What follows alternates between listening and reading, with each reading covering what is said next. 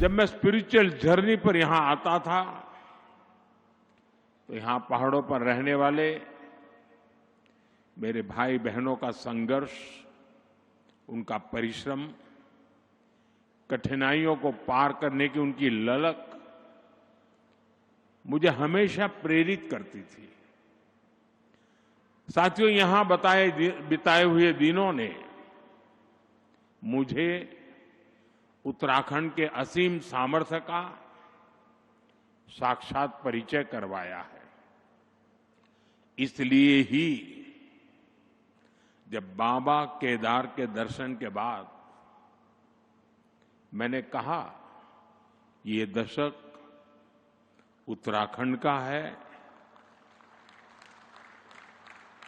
तो ये सिर्फ मेरे मुंह से निकला हुआ एक वाक्य नहीं था।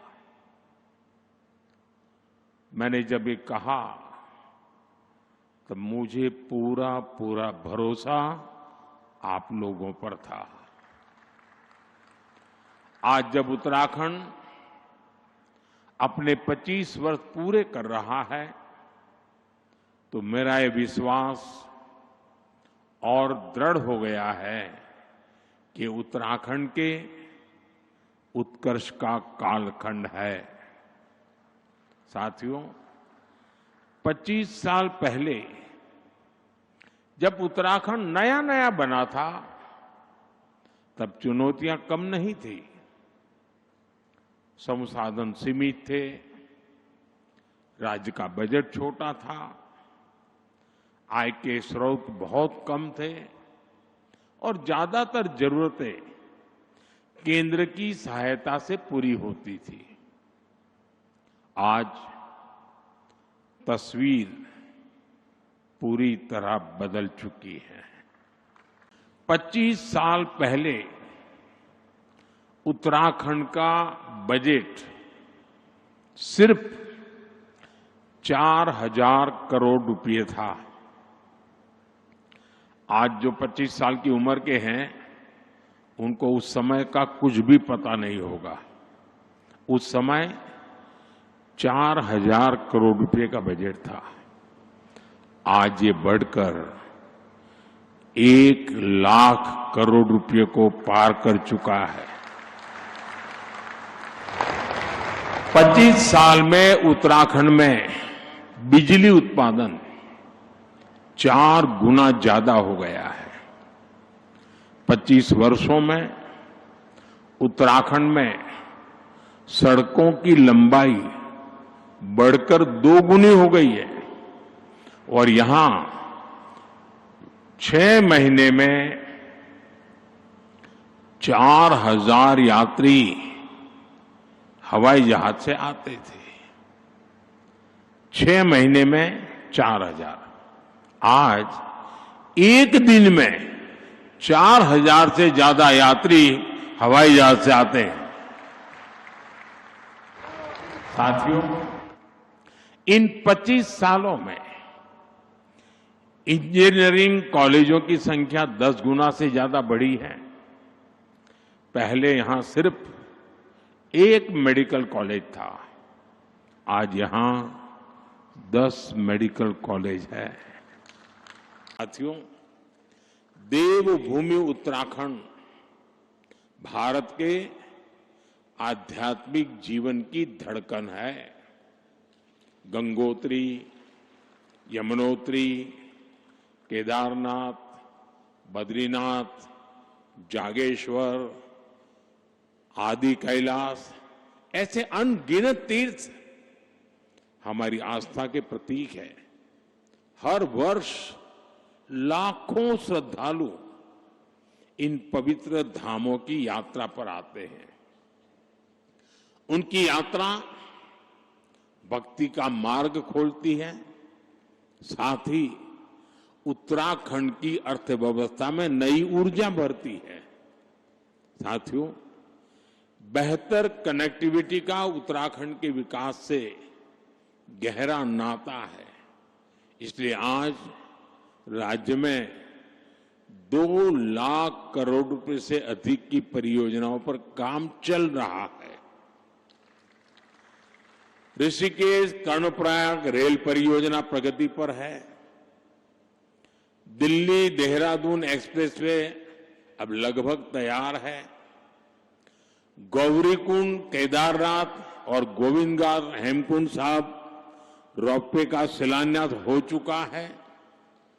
ये परियोजनाएं उत्तराखंड में विकास को नई गति दे रही। साथियों, उत्तराखंड का असली परिचय उसकी आध्यात्मिक शक्ति है। उत्तराखंड अगर ठान ले तो अगले कुछ ही वर्षों में खुद को spiritual capital of the world के रूप में स्थापित कर सकता है। यहां के मंदिर, आश्रम, ध्यान और योग के सेंटर, इन्हें हम ग्लोबल नेटवर्क से जोड़ सकते हैं। साथियों, देश विदेश से लोग यहां वेलनेस के लिए आते हैं। यहां की जड़ी बूटियां और आयुर्वेदिक औषधियों की मांग तेजी से बढ़ रही है। पिछले 25 वर्षों में एरोमेटिक प्लांट्स, आयुर्वेदिक जड़ी बूटियां, योग और वेलनेस टूरिज्म में उत्तराखंड ने शानदार प्रगति की है। अब समय है कि उत्तराखंड की हर विधानसभा क्षेत्र में योग केंद्र, आयुर्वेद केंद्र, नेचुरोपैथी संस्थान, होम स्टे, एक कंप्लीट पैकेज, वो दिशा में हम सोच सकते हैं। ये हमारे विदेशी टूरिस्ट को बहुत अपील करेगा। साथियों, देश ने आत्मनिर्भर भारत का संकल्प लिया है। इसका रास्ता वोकल फॉर लोकल से तय होगा। उत्तराखंड इस विजन को हमेशा से जीता आया है। स्थानीय उत्पाद से लगाव, उनका उपयोग, उनको अपने जीवन का हिस्सा बना लेना, ये यहां की परंपरा का अभिन्न हिस्सा है। मुझे खुशी है कि उत्तराखंड सरकार ने वोकल फॉर लोकल अभियान को तेज गति दी है। इस अभियान के बाद उत्तराखंड के 15 कृषि उत्पादों को जीआई टैग मिला है। यहां के बेडू फल और बद्री गाय के घी को हाल के दिनों में जीआई टैग मिलना सचमुच में बहुत गौरव की बात है। बद्री गाय का घी पहाड़ के हर घर की शान है। अब बेडू पहाड़ के गांवों से निकलकर बाहर के बाजारों तक पहुंच रहा है। इससे बने उत्पादों पर अब जीआई टैग लगा होगा। वो उत्पाद जहां भी जाएगा अपने साथ उत्तराखंड की पहचान भी लेकर जाएगा। ऐसे ही जीआई टैग वाले प्रोडक्ट्स को हमें देश के घर घर पहुंचाना है। साथियों, मुझे खुशी है हाउस ऑफ हिमालयाज उत्तराखंड का ऐसा ब्रांड बन रहा है जो स्थानीय पहचान को एक मंच पर ला रहा है। इस ब्रांड के तहत राज्य के विभिन्न उत्पादों को एक साझा पहचान दी गई है ताकि वे ग्लोबल मार्केट में प्रतिस्पर्धा कर सके। राज्य के कई उत्पाद अब डिजिटल प्लेटफॉर्म पर उपलब्ध है। इससे ग्राहकों को तक उनकी सीधी पहुंच बनी है और किसानों, कारीगरों और छोटे उद्यमियों के लिए एक नया बाजार खुला है। हाउस ऑफ हिमालयाज की ब्रांडिंग के लिए भी आपको नई ऊर्जा के साथ जुटना है। मैं समझता हूं इन ब्रांड के प्रोडक्ट्स के डिलीवरी मैकेनिज्म पर भी हमें लगातार काम करना होगा।